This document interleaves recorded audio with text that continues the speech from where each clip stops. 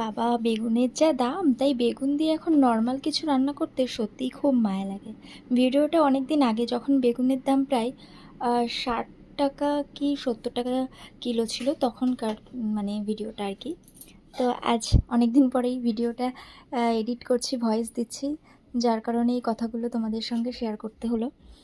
তো তো বেগুনগুলো নিয়ে এসেছিলো বাজার থেকে। তো প্রীতি বললো কি, বেগুনগুলো তোমরা এমনি কোনো কাজে লাগিও না, আমি একটা বেশ ভালো রেসিপি তৈরি করব। এই বাবা, কি ছেলে এত জ্বালায় না, আর কি বলবো, ভয়েস দেওয়ার মাঝখানেও ছেলেকে ডাকতে হয়। যাই হোক, তো এটা ছিল বেগুনের, কি বেশ একটা নাম দিয়েছিল, আমার মনে নেই। যাই হোক, তো এটা তৈরি করার জন্যে প্রথমে মিক্সারে নিয়ে নিয়েছিল কাজু বাদাম, পোস্ত, চারমগজ আর কাঁচা লঙ্কা। এগুলো দিয়ে প্রথমে পেস্ট করে নিয়েছিল। আর ও কিন্তু বেশ